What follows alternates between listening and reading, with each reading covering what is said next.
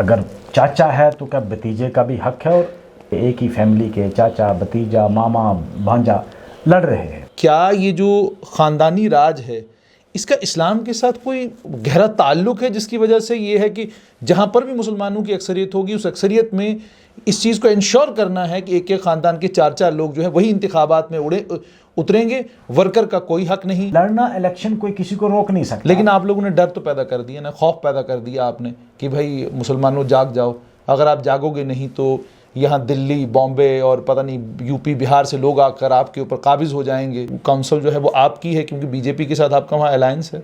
तो इधर समझ में नहीं आ रहा कि कारगिल और ले जो है अलग एक यूनियन टेरिटरी है आज की डेट में। लेकिन जिस सोच के साथ यहाँ आपको जो है इतनी ज़बरदस्त आप बताते हैं लोगों के बीच में कि आपको नफरत है, उसी सोच के साथ आपने गले मिले हैं आप कारगिल में। सुप्रीम कोर्ट में इतनी जल्दी इस मामले में फैसला हो जाता है। प्लीडिंग्स कंप्लीट है, फाइनल आर्गूमेंट होने हैं उसमें तो प्लीडिंग्स कंप्लीट है। वो तो फरवरी में ही प्लीडिंग्स कंप्लीट हो गई थी, बल्कि सुप्रीम कोर्ट ने डेट भी फिक्स कर दी थी फाइनल बहस के लिए। आदाब। डीडीसी के इंतखाबात का बिगुल बज चुका है और डीडीसी के इंतखाबात का बिगुल बजने के बाद राजौरी पुंछ की सियासत में भी हड़कंप मच गया है। भाई भतीजा तो इंतखाबात में उतरे ही हैं, लेकिन एक एक ख़ानदान से चार चार लोग भी इंतखाबात में उतर आए हैं। और यूँ लग रहा है कि पाकिस्तान की नेशनल असम्बली की तरह अब जम्मू कश्मीर में भी जब डीडीसियाँ बनेंगी तो उसमें एक ही ख़ानदान के 4-5 लोग होंगे। इन इंतखाबात में नेशनल कॉन्फ्रेंस ने उतल कर थलथली मचा दी है। सियासी हलकों में लोग ये कहने लगे हैं कि इस चीज़ की तवक्का किसी को नहीं थी। अब किसी में कौन लोग आते हैं, इसी पर बात करने के लिए मेरे साथ नेशनल कॉन्फ्रेंस के रहनुमा और साथ में राजौरी पुंछ की एक ताकतवर आवाज़, रिटायर्ड सब जज मुजफ्फर इकबाल ख़ान।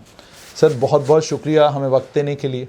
शुक्रिया। सबसे पहले आपसे जानना चाहूँगा कि खानवादे पूरे जो हैं वो इन इंतखाबात में उतर आए हैं कि भाई डीडीसी के ऊपर जो है हमारा ही कब्ज़ा रहना चाहिए, हम एमएलए की कुर्सी पर भी हम ही बैठेंगे और डीडीसी की कुर्सी पे भी हम ही बैठेंगे।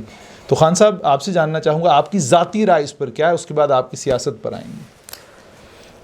देखो, डेमोक्रेसी की एक फ्लिप साइड जिसको आप कह सकते हैं वो ये भी है कि इसमें कोई पाबंदी नहीं है। जी।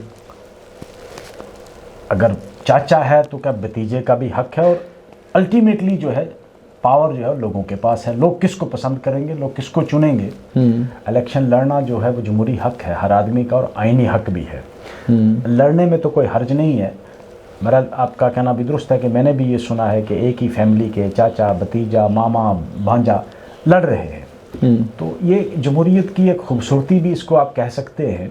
और फ्लिप साइड भी है कि भाई इसे थोड़ी सी रिफ्ट्स बढ़ती हैं, लेकिन एक क्वालिटी भी है। और जमहूरियत की खूबसूरती यही है कि हर आदमी को हक है कि वो जमहूरियत में इलेक्शन में हिस्सा ले सके। गरीब, अमीर, किसी ज़ात पात का हो तो उसका ये हक है। कानूनी हक है, आईनी हक है, जमहूरी हक। खान साहब जैसे आपने कहा कि जमहूरी हक है, अगर तमाम मुसलमान ममालिक की तरफ देखा जाए या जो मुल्क ख़ुद को इस्लाम के नाम पर बना हुआ मुल्क कहते हैं, उन तमाम ममालिक में अब्बा जी फौत होते हैं तो उनकी जगह पर बेटे आकर बैठ जाते हैं। पाकिस्तान की नेशनल असम्बली में देखा जाए तो एक घर ऐसा भी है जिसमें बाप, बेटा, दामाद, बहू, अपनी बेटी, उसके बाद उनकी अहलिया, पूरे का पूरा ख़ानदान जो है पाकिस्तान की नेशनल असम्बली में है। और क्या कंट्रीब्यूट कर रहे हैं वो नेशनल असम्बली में वो किसी को मालूम नहीं। आपसे ये समझना चाहूँगा कि क्या ये जो ख़ानदानी राज है इसका इस्लाम के साथ कोई गहरा ताल्लुक़ है, जिसकी वजह से ये है कि जहाँ पर भी मुसलमानों की अक्सरियत होगी उस अक्सरियत में इस चीज़ को इंश्योर करना है कि एक एक ख़ानदान के चार चार लोग जो है वही इंतखाबात में उतरेंगे, वर्कर का कोई हक नहीं। वो जो बेचारा झंडा लेकर पूरी ज़िंदगी मुर्दाबाद जिंदाबाद के नारे लगाता है उसका कोई हक नहीं। जो पार्टी के लिए मार खाता है उसके लिए कोई हक नहीं। जो पार्टी के लिए दिन रात एक करता है उसके लिए कोई हक नहीं। देखिए, मैं आपसे इत्फाक इसलिए नहीं करूँगा कि अल्टीमेटली चुनने वाले लोग ही हैं।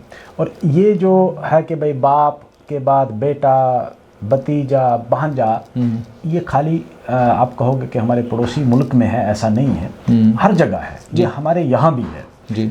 यहाँ भी अब जाहिर सी बात है, अगर बाप की कुछ कंट्रीब्यूशंस हैं तो लोगों के ताई, लोगों के डेवलपमेंट के लिए, ख़ानदान के लिए या इलाके के लिए या किसी कम्युनिटी के लिए अगर कोई कंट्रीब्यूशन है जी, उनकी तामीर और तरक्की में उसने कोई हिस्सा लिया है या बढ़ चढ़ के उसने काम किया है, तो जाहिर सी बात है उसका बेटा उसको कल्टीवेट करता है। लेकिन अल्टीमेटली पावर तो लोगों के पास है। पावर जो है वो आप कहोगे कि भाई मैं इलेक्शन में खड़ा हो जाने से मैं जीत नहीं जाऊंगा, या मैं कहूँगा कि भाई मेरा ख़ानदान जो था वो पहले इलेक्शन लड़ता रहा तो मैं भी लड़ूंगा तो मैं जीत जाऊंगा, लोगों की चॉइस है। अल्टीमेटली पावर जो है डेमोक्रेसी में वो आम आदमी के पास है। अब यहाँ बदकिस्मती हमारी ये है, उसमें मैं किसी एक पार्टी को तो नहीं इसको इल्ज़ाम दूंगा इसका, लेकिन एक जो हमारी बदकिस्मती रही कि हमारी जो पॉलिटिक्स रही बरसगीर की पूरी वो कास्ट बेस्ड रही, उसने हमें सबसे ज़्यादा डैमेज किया। इससे ज़्यादा के जो आप कहेंगे कि ख़ानदानी पॉलिटिक्स जो चलती रही, खानवादे की, भाई मेरा बाप था, मेरा दादा था एमएलए, मेरा दादा सरपंच था, पंच था तो मैं बनूंगा, उसने उतना नुकसान नहीं किया हमारी जमहूरियत में जितना नुकसान यहाँ की कास्ट बेस्ड और रिलीजन बेस्ड पॉलिटिक्स ने किया। और रीजनल बेस्ड भी जो सियासत थी उसने भी हमारा नुकसान किया। ये भी कहा जाता है कि बहुत सारे इलाके ऐसे हैं और बहुत सारी कौमें ऐसी हैं जिस कौम के रहबरों ने मज़हब का इस्तेमाल किया, उस मज़हब के इस्तेमाल से ये इंश्योर किया कि उनकी नीचे जो कौम है उस कौम के अंदर से कोई रहनुमा रहबर कभी पैदा ना हो। अब जब एक मौका मिला था कि डीडीसी में ये होगा, वहाँ पर भी जितनी भी पार्टियां हैं वो अपने दमदार लोगों को उतार आई, अगर दमदार लोग नहीं मिले तो उनके ख़ानदान वालों को उतार आई। उसमें आपकी पार्टी भी जो है वो सबसे सरफहरिस्त आगे है। नहीं, वो हर मैं कोई किसी मखसूस पार्टी का नाम तो नहीं लूँगा। दमदार लोगों के होने से आदमी कहेगा कि मैं इलेक्शन जीत जाऊंगा, वो तो पॉसिबल नहीं। मैंने आपको पहले ही कहा कि लोग डिसाइड करेंगे। लड़ना इलेक्शन कोई किसी को रोक नहीं सकता। लेकिन आप लोगों ने डर तो पैदा कर दिया ना, खौफ पैदा कर दिया आपने कि भाई मुसलमानों जाग जाओ, अगर आप जागोगे नहीं तो यहाँ दिल्ली, बॉम्बे और पता नहीं यूपी, बिहार से लोग आकर आपके ऊपर काबिज हो जाएंगे और आप जुल्म सितम का शिकार होंगे। ये डर तो आपने पैदा कर दिया। बिल्कुल, मैं इससे आपसे इत्फाक नहीं करता कि हमने डर पैदा किया। डर मुसलमानों के दिल में कोई नहीं पैदा किया, बल्कि जम्मू कश्मीर की आवाम के दिल में ये खुद ही खौफ पैदा है। आप ये मत कहो कि हमने मुसलमान, ना, जम्मू कश्मीर के लोग जिसमें हिंदू भी शुमार हैं, हिंदू ज्यादा खौफजदा है आज मुसलमान से। मैं आपको हकीकत बताऊं, और आप मुझसे बेहतर जानते हैं क्योंकि आपका लोगों के साथ उठना बैठना मुझसे भी ज्यादा है। आज जम्मू प्रोविंस का जो बाशिंदा है, हिंदू है, मुसलमान है, सिख है, ईसाई है, जिस मज़हब से भी वो ताल्लुक़ रखता है, वो ज़रूर परेशान है जी। और इसमें कोई दो राय नहीं है। अब इसको कोई जस्टिफिकेशन आए मेरे साथ बैठकर कोई दे, जो आज की डेट में बरसरे इक़्तिदार हैं, उन लोगों ने आज से मतलब 5 अगस्त के बाद इमीडिएटली कहा था कि हम आपकी ज़मीन की प्रोटेक्शन भी आपको देंगे, ठीक, हम आपके जॉब की प्रोटेक्शन भी देंगे, हम आपकी स्टेटहुड भी वापस करेंगे। और मैंने खुद सुना इंटरव्यू जो ये इन्होंने बीजेपी ने एक जो पार्टी यहाँ बनाई जी, अपनी पार्टी, अब वो अपनी है या पराई है वो तो लोग बताएंगे। अपनी पार्टी के साथ ये कमिटमेंट हुई, ठीक, कि भाई हम आपको स्टेटहुड भी वापस कर रहे हैं, हम अपनी जितनी रियासतें बाकी हैं, जिनको ये मुराद ये नहीं कि खाली जम्मू कश्मीर में है। मैं कभी कभी बड़ा मुझे अफसोस होता है ये सुनते हुए कि कुछ लोग चैनल पर बैठकर ये कहते हैं जी अगर हम दिल्ली में जगह ले सकते हैं तो दिल्ली वाला जम्मू में क्यों नहीं ले सकता। भाई मैं उनसे ये पूछता हूँ, आप शिमला में क्यों नहीं ले सकते, आप नॉर्थ ईस्ट में क्यों नहीं ले सकते। रहा सवाल नौकरियों का, आपकी ही जहां सरकार है, आप एमपी में जाकर वो कहते हैं कि 75% जो है वो रिजर्व करो लोकल के लिए, ठीक, आपके हरियाणा में सरकार इनकी है, उन्होंने कहा कि हम 75% जो है नौकरियां वहां रिजर्व करेंगे, वहां के लोकल तो 100% रिजर्व। कहाँ रिजर्व है, मुझे बताओ ना, कहाँ रिजर्व है। आप कैसे मुझे कन्विंस करो ना, रिजर्व कहाँ है 100% यहाँ आपने जो खिड़की खोल के रखी है उसने रिजर्व नहीं, उसने हमें मतलब दीवार के साथ धकेल दिया। अब हमें दीवार ही गिरनी है और कुछ पीछे जगह नहीं रही। ठीक, आपने कहा कि भाई यहाँ जो आदमी 15 साल से रह रहा है, यहाँ जितनी जम्मू की पॉपुलेशन है उससे दुगनी पॉपुलेशन बाहर की जो यहाँ 30 सालों से रह रही है। ठीक, अब आप उनके साथ मुकाबला करेंगे। फिर यहाँ से जो पढ़ के गए हैं, जितने फोर्सेस के लोग, एम्प्लॉइज, या किसी ने आकर यहाँ जो 10वीं पास की, वो बहुत बड़ी तादाद है। सब लोग वापस आएंगे, जाहिर सी बात है। ऐसा क्या है? अप्लाई तो करेंगे। ऐसा जम्मू कश्मीर में है क्या? जम्मू कश्मीर की नहीं, अनएम्प्लॉयमेंट इतनी है कि आप यूपी में जाओगे, पीएचडी वाला रिक्शा चला रहा है, वो ऑनलाइन अप्लाई करेगा, वो 4th क्लास के लिए भी अप्लाई करेगा अगर उसका यहाँ बनता है कुछ। आपने डोमिसाइल का ढोंग किया, कहा जी डोमिसाइल चाहिए, जब जमीन की मामला आया तो कहा जी डोमिसाइल की जरूरत ही नहीं है। लेकिन आप तो डोमिसाइल मांग ही नहीं रहे, आप ना डोमिसाइल को ताकतवर करने की बात तो कर ही नहीं रहे ना। हम तो कहते हैं कि हमें जो 5 अगस्त से पहले जो हमारी पोजीशन थी वो वापस करो। मुज़फ़्फ़र साहब, आपने कहा कि 5 अगस्त से पहले वाली पोजीशन वापस करो, यही आपका नारा जो है वो डीडीसी के इंतखाबात में भी है। शेख मोहम्मद अब्दुल्ला से बड़ी कद्दावर शख्सियत इस वक्त जम्मू कश्मीर में कोई भी नहीं। वो घड़ी की सुइयाँ वापस नहीं करा सके। मुज़फ़्फ़र शाह ने कहा घड़ी टूट गई हो तो उसकी जो है वो सुइयाँ रिपेयर की जा सकती हैं। टूटी हुई घड़ी की अगर आप सुइयाँ भी रिपेयर करेंगे तो वक्त वापस नहीं आएगा, सिर्फ आप अपने दिल को बहलाने के लिए वो सुइयाँ वहाँ पहुँचा सकते हैं वापस। तो जब शेख मोहम्मद अब्दुल्ला नहीं कर सके तो आपकी पार्टी दोबारा से लोगों को वही ख्वाब क्यों दिखा रही है जो ख्वाब शर्मिंदा ताबीर हो ही नहीं सकता? ख्वाब देखना किसी भी पार्टी का और बिलखुसूस लीडर पर मानते हैं शेख अब्दुल्ला से ज़्यादा बड़ा कद्दावर लीडर से कोई है ही नहीं। देखो मेरी बात सुनो, जो आदमी ख्वाब नहीं दे सकता, जो लीडर, ख्वाब देखना गलत नहीं है, आप इसमें डिस्टिंक्शन मैं आपको बता दूं जी। ख्वाब बेचना गलत है। ठीक। लीडर ख्वाब नहीं देखेगा अपनी कौम के लिए, अपने इलाके के लिए, तो वो लीडर क्या है? जी। लीडर ख्वाब आज देखता है 50 साल के बाद का। ठीक। और वो लीडर ही नहीं है जो 50 साल के बाद का ख्वाब ना देखे। आपके लीडर डीडीसी के इंतखाबात का ख्वाब देख रहे हैं ना? डीडीसी के देखो, डीडीसी इंतखाब जो है वो किसी पावर के लिए हमने नहीं फैसला किया, हालांकि वो हमारी टॉप लीडरशिप ने फैसला किया है, मगर जो मतलब हमें जो इंफॉर्मेशन मिली कि वो सिर्फ इस पावर के लिए नहीं है। ये एक किस्म का अपनी ताकत दिखानी कि आपने जो फैसले ये लिए हैं हम इसको तस्लीम नहीं करते हैं, और हम ये ज़रूर ख्वाब देखेंगे, मैं भी देखूंगा, और हो सकता है कि मेरे आने वाली नस्ल, मेरी औलाद भी, बच्चे भी देखेंगे कि हमें वो इज्जत, वो वकार, वो सिक्योरिटी हमें वापस मिले। और ख्वाब देखने में कोई गलती नहीं है, ख्वाब देखना चाहिए, और ख्वाब ये देखो कि भाई अच्छाई के लिए, बुराई के लिए नहीं, जिसको ऑप्टिमिस्टिक कहते हैं। ऑप्टिमिस्ट आदमी को होना कोई बुरी बात नहीं है, और मैं बिल्कुल होपफुल हूँ, ऑप्टिमिस्ट हूँ कि एक दिन अगर जम्मू कश्मीर की आवाम मुत्तहिद होकर डिमांड करेगी तो हमें वो अपना खोया हुआ वकार ज़रूर वापस मिलेगा। मुत्तहिद कैसे होगी? आपने people's alliance for Gupkar declaration किया, उस people's alliance for Gupkar declaration में नेशनल कॉन्फ्रेंस किया, आपका सरपरस्त आला वो खुद इस people's alliance for Gupkar declaration के भी सरपरस्त आला बन गए। नाराज़ मुज़फ़्फ़र हुसैन बेग पार्टी छोड़कर PDP से बाहर निकल गए हैं। तो समझ में नहीं आ रहा कि आप रहबरी इस तमाम पार्टियों की कर रहे हैं, और दूसरी तरफ से आप करगिल में बीजेपी के साथ करगिल ऑटोनॉमस हिल डेवलपमेंट काउंसिल में आपकी काउंसिल जो है वो आपकी है क्योंकि बीजेपी के साथ आपका वहाँ अलायंस है। तो इधर समझ में नहीं आ रहा कि कारगिल और ले जो है अलग एक यूनियन टेरिटरी है आज की डेट में, लेकिन जिस सोच के साथ यहाँ आपको जो है इतनी ज़बरदस्त आप बताते हैं लोगों के बीच में कि आपको नफरत है, उसी सोच के साथ आपने गले मिले हैं आप करगिल में। कारगिल और ले वहाँ की सियासत थोड़ी सी डिफरेंट है, मैं आपको ये बता दूँ जी। वहाँ ठीक है, हमारी बहुत पुरानी पार्टी होने की वजह से वहाँ आज भी हमारी पार्टी का असर है, वहाँ हमारे वर्कर हैं, सब कुछ है, लेकिन वहाँ की सियासत शुरू से ही अलग रही है ले और करगिल की। तो वहाँ उनकी अपनी कुछ मजबूरियाँ हैं, हालांकि ले और करगिल वालों के साथ भी उन्होंने धोखा किया है।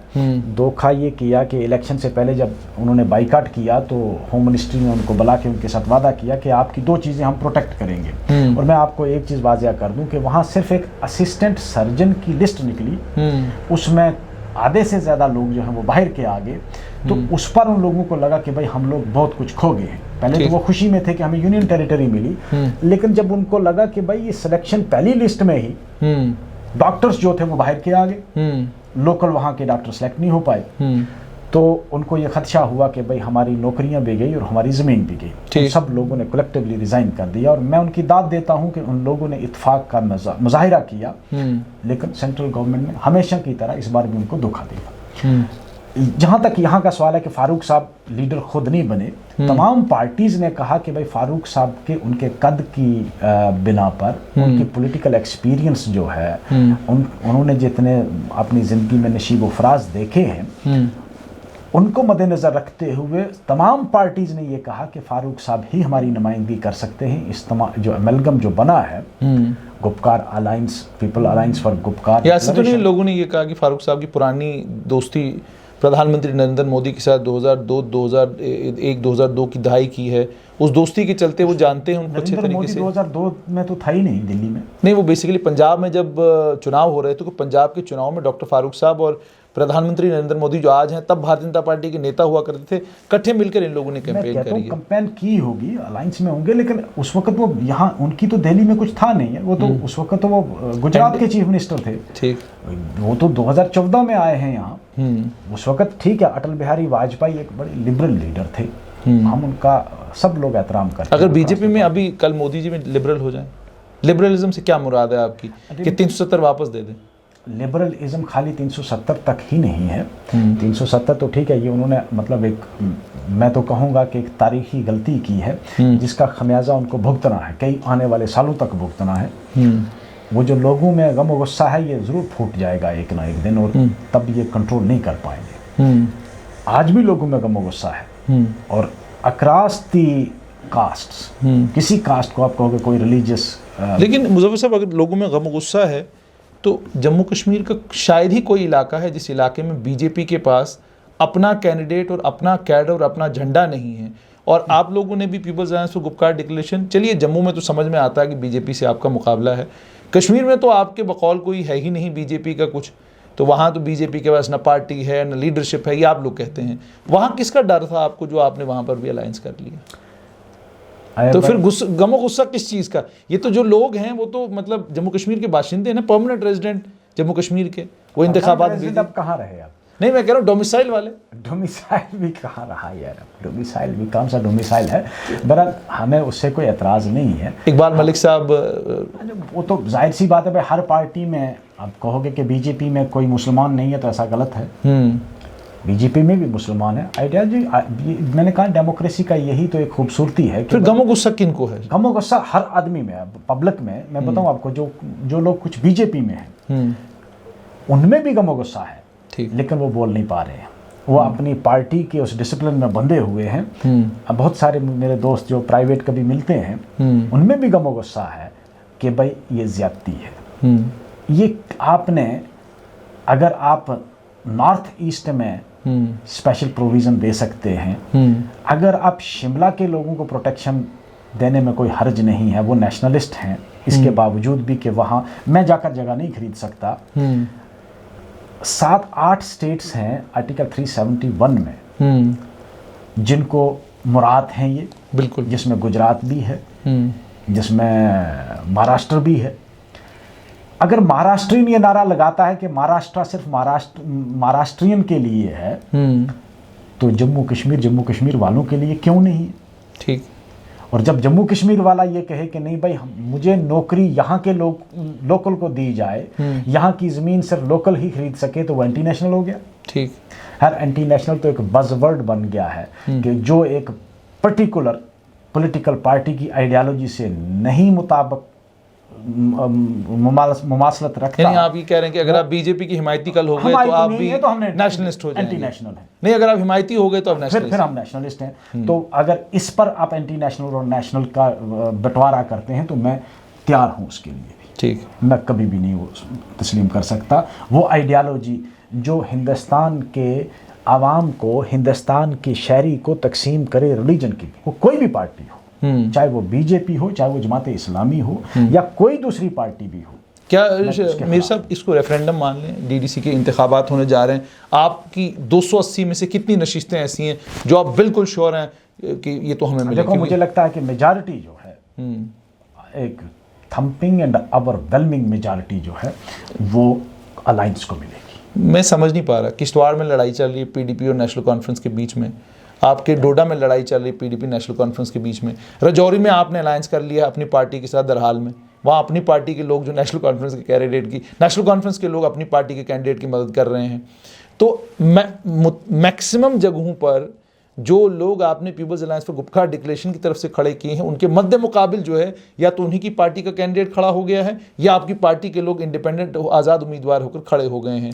और उनकी शिकायत ये है कि जिसे आपको असेंबली का इंतखाबात लड़ाने चाहिए थे उसको आप डीडीसी का इंतखाब इसलिए लड़ा रहे हैं क्योंकि आपको ये आपके नेता को खौफ ये है कि अगर ये डीडीसी का चेयरमैन बन गया तो कल ये एमएलए का उम्मीदवार बन जाएगा, तो बेहतर ये कि इसको बिठा दिया जाए, ये उम्मीदवार ही ना बन सके। तो ये रेफरेंडम कहाँ थी? तो ऐसा लग रहा है सियासी लड़ाई है। तो मानेंगे क्या तालमेल नहीं है आप लोगों के बीच में?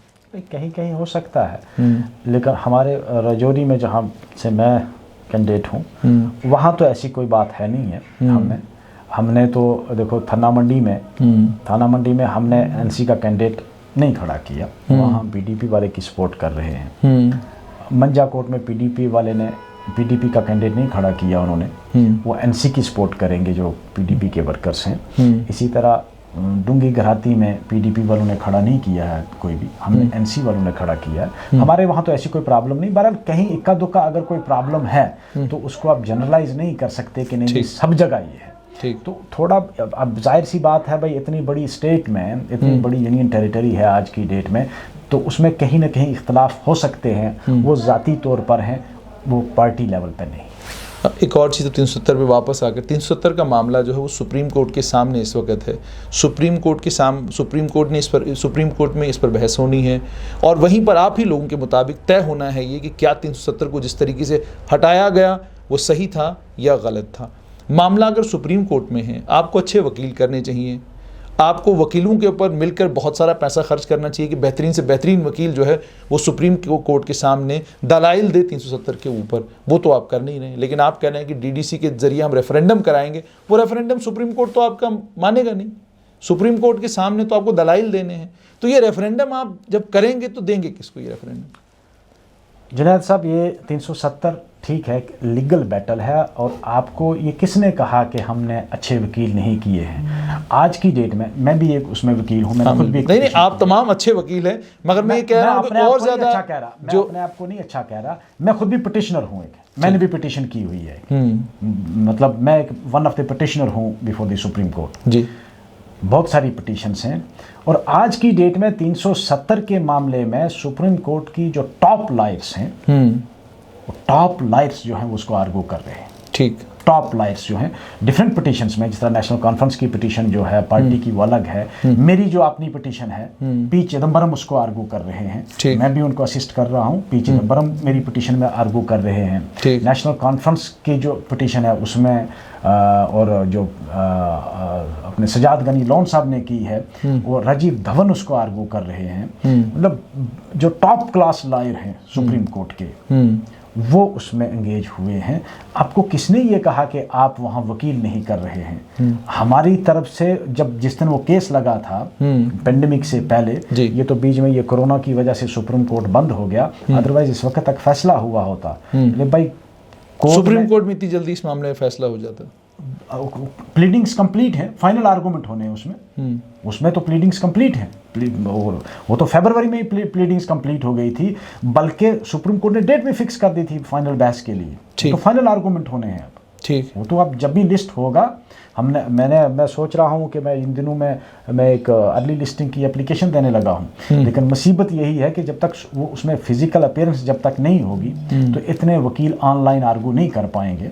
तो आप यकीन करोगे कि उस दिन बैठने की जगह नहीं मिलती है हमें, इतने वकील आते हैं उस केस में।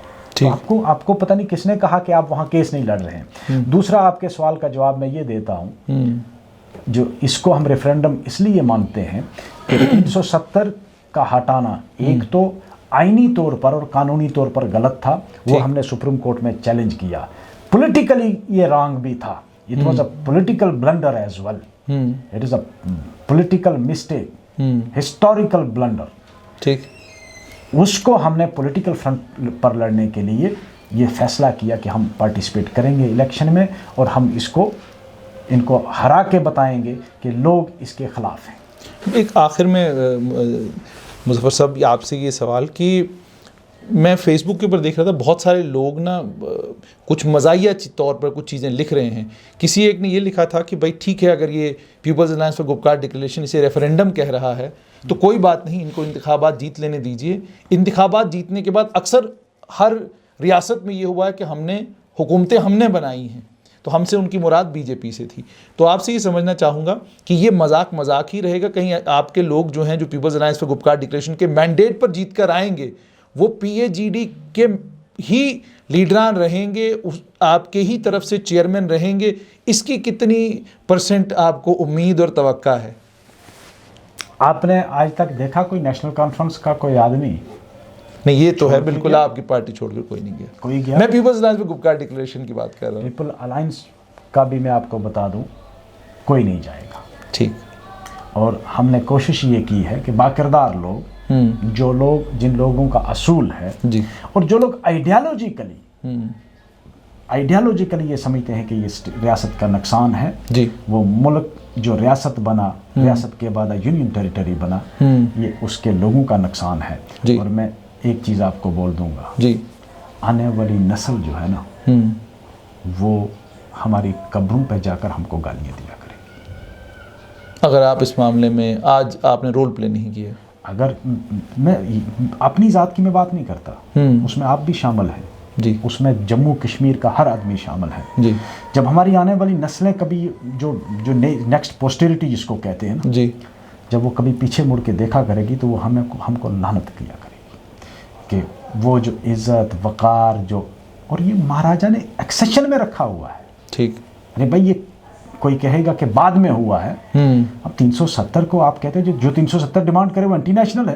अरे भाई constitute assembly of Indian constitution में ठीक, आफ्टर डिबेट 370 को आइन के अंदर कॉन्स्टिट्यूट असेंबली ने रखा है, कोई अमेंडमेंट नहीं हुई है बाद में। ठीक। जब कॉन्स्टिट्यूशन बना 1949 में कॉन्स्टिट्यूट असेंबली में 370 का प्रोविजन रखा गया, और आफ्टर फुल डिबेट 73 साल तक 370 हिंदुस्तान के आइन का हिस्सा रहा, आज भी है। आपने उसको मसख किया, क्या 73 साल तक वो इंडियन कॉन्स्टिट्यूशन जो था वो वैलिड नहीं था? उधर से आप कहते हो कॉन्स्टिट्यूशन का एहतराम करो, उधर से आपने कॉन्स्टिट्यूशन की शक्ल ही बदल दी। ठीक। कॉन्स्टिट्यूशन कहता है कि भाई आप 370 को तब तक अमेंड नहीं कर सकते, बदल नहीं सकते, जब तक कि constitute assembly of Jammu and Kashmir इसको अप्रूव नहीं करती है, रिकमेंड नहीं करती है। ठीक।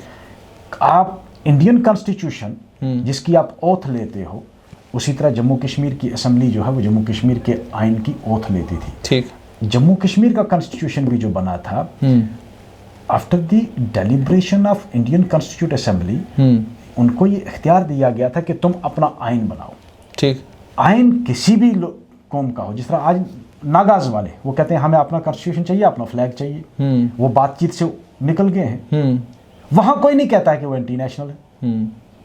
तो मोवा जो है, मोवा ने ओपनली कहा कि मैं इसके साथ बिल्कुल नहीं हूं, जो भी इस पर कंप्रोमाइज करेगा वो गद्दार है हमारा नागाज का, हम हिंदुस्तान के साथ नहीं रहना। मुझफ़्फ़र साहब, वैसे मैं इस इंटरव्यू को और ज़्यादा लंबा नहीं करना चाहता, मगर इस सवाल आपने उठाया तो मैं ज़रूर पूछूंगा। नागालैंड की बात करें, मिज़ोरम की बात करें, नॉर्थ ईस्ट की किसी भी स्टेट की बात करें, चाइना जिंदाबाद के नारे वहाँ नहीं लगते। और अगर किसी भी और रियासत की बात की जाए जिसको कोई खुसूसी हक़ दिया गया है, वहाँ पर किसी भी बाहर के मुल्क को ये इख्तियार नहीं है कि वो उनके अंदरूनी मामलात में दखल अंदाज़ी करे। जम्मू कश्मीर जब रियासत थी उस वक़्त पाकिस्तान जिंदाबाद के नारे भी यहाँ पर लगते थे, और हिंदुस्तान की हुकूमत की बात की जाए या नेशनल कॉन्फ्रेंस की हुकूमत की बात की जाए, आपके दौरे हुकूमत में भी और उससे पहले भी लगभग 73 फार्मूले जम्मू कश्मीर के मसले के हल के लिए टेबलों पर आए, उन पर बातचीतें हुई, और वो भी फिर उसके बाद दौर आया 2014 2019 के बीच में कि बीजेपी की हुकूमत के दौरान भी प्राइम मिनिस्टर ने ख़ुद कितनी बार कश्मीर जाकर कोशिश की क्योंकि मामलात को ठीक ठाक किया जाए। लेकिन आप अपने ही मुल्क के मेंबर पार्लियामेंटों के ऊपर दरवाजे बंद कर दें, आप गुंडों की तरह बिहेव करना शुरू कर दें, और उसके बाद आप ये तवक्का और ये उम्मीद रखें कि आपके अलगावाद के सेंटिमेंट को, आपके पाकिस्तान के सेंटिमेंट को लोग समझेंगे, तो क्या आपको नहीं लगता कि ये ज़्यादती है और इसको नॉर्थ ईस्ट के साथ इसका मुआवजा करना ठीक नहीं है? बिल्कुल आखिर में सवाल। देखो, नॉर्थ ईस्ट वालों ने भी, जो मेरे हिसाब से जो मैंने सुना, आपने शायद सुना नहीं होगा मोवा को, मोवा ने तो साफ साफ कह दिया कि मैं हिंदुस्तान के आइन को नहीं मानता हूँ, मैं हिंदुस्तान की सरकार को नहीं मानता हूँ, मैं हिंदुस्तान के साथ नहीं रहना चाहता हूँ। अब इससे बड़ी स्टेटमेंट तो कोई और मैंने अभी जम्मू कश्मीर में भी नहीं सुनी है। जी जी। रहा सवाल जो आपने कहा कि भाई यहाँ पाकिस्तान जिंदाबाद का नारा, एक कंस्टिट्यूंसी है, एक सेक्ट है, वो 1947 से लेकर आज तक उनका एक अपना एक पहले वो बिल्कुल महदूद उनका दायरा था, लेकिन 5 अगस्त के बाद आपने उसको ओपन कर दिया। ठीक। अब एक सेगमेंट है, क्योंकि अगर आप हिस्टोरिकल बैकग्राउंड में, अब टाइम नहीं उतना मैं आपको बताऊंगा कि जाहिर सी बात है जब 1947 में जब इल्हाक हुआ तो एक तबका उस वक्त था कि ये इल्हाक जो है ये गलत है, क्योंकि ये मुस्लिम मेजॉरिटी स्टेट थी और एग्रीमेंट जो मेमो ऑफ अंडरस्टैंडिंग था कि जो मुस्लिम मेजॉरिटी एरिया है वो पाकिस्तान के साथ जाएगा और हिंदू मेजॉरिटी एरिया अगर महाराजा जो है वो दूसरी कम्युनिटी से है तो उसका इल्हाक वैलिड नहीं माना जाएगा। तो हमारे महाराजा ने इल्हाक किया, जिस पर शेख अब्दुल्ला ने मोहर लगाई। शेख अब्दुल्ला साहब भी बिल्कुल उन्होंने भी कहा कि भाई हम हिंदुस्तान का हिस्सा, अगर शेख अब्दुल्ला साहब नहीं मानते तो जम्मू कश्मीर आज हिंदुस्तान का हिस्सा होता ही नहीं, जो हकीकत है। अब उसको आप कितना कोई बीजेपी वाले जितना मर्जी उसको एंटी नेशनल कहें या फारूक अब्दुल्ला को एंटी नेशनल कहें, लेकिन जम्मू कश्मीर अगर हिंदुस्तान का हिस्सा है तो वो शेख साहब की वजह से है। और उस वक्त नेशनल कॉन्फ्रेंस ने, लेकिन आप ये मानते हैं कि इस सेंटिमेंट की वजह से, इन नारों की वजह से ही आपने तमाम इलाज किए, मरीज ठीक नहीं हुआ, आखिर में आपने कहा कि अब बड़ा ऑपरेशन किया जाए, उसको जहर का इंजेक्शन दे दिया, आपने उसको जहर का इंजेक्शन दे दिया कि भाई मरीज जो है अब इसका इलाज नहीं हो रहा है, ये वायलेंट हो गया है, इसको जहर का इंजेक्शन लगा के मार दो। और सबको जहर का इंजेक्शन दे दिया, पर उस मरीज को नहीं दिया बल्कि सबको दे दिया, पूरी फैमिली को खत्म कर दिया आपने। आने वाले वक्त में बीजेपी और नेशनल कॉन्फ्रेंस का कोई अलायंस होने की पॉसिबिलिटी है जम्मू कश्मीर में? मुझे दूर दूर तक नहीं दिखता। अगर हुआ तो? मुझे दूर दूर तक दिखता ही नहीं, मगर अगर हुआ तो पॉसिबल नहीं। चलिए, बहुत बहुत शुक्रिया। तो आपने सुन लिया मुजफ्फर इकबाल ख़ान, सबसे बड़ी बात कि बेबाकी के साथ अपनी बात रखते हैं और बेबाकी के साथ बात रखने के साथ साथ में अपनी आइडियोलॉजी को लेकर, अपनी सोच को लेकर बिल्कुल साफ़ हैं, मानते हैं कि 35 से 370 जम्मू कश्मीर का वो ख़जाना था जिस ख़जाने को लूट लिया गया है, और ये भी कहते हैं कि इन दोनों चीज़ों को वापस लाने के लिए जद्दोजहद की जाएगी। जद्दोजहद अभी सुप्रीम कोर्ट में करनी है, वहाँ करेंगे। और जैसा कि आपने सुना कि सुप्रीम कोर्ट में बेहतरीन वकील किए गए हैं ताकि ये लड़ाई जब लड़ी जाए, ये इंश्योर किया जाए कि हमें कामयाबी मिले। और साथ में ये भी कि national conference people's alliance for Gupkar declaration के तहत जो डीडीसी के डिस्ट्रिक्ट डेवलपमेंट काउंसिल के इंतखाबात में उतरी है, टीडीसी के इंतखाबात में मुजफ्फर इकबाल ख़ान भी एक आवाज़ होंगे रजौरी और पुंछ में। अब देखना ये है कि जो इन्होंने कहा कि ये रेफरेंडम है, क्या ये रेफरेंडम ही रहता है या बाद में जाकर सिर्फ ये इक़्तिदार की लड़ाई बनकर रह जाता है।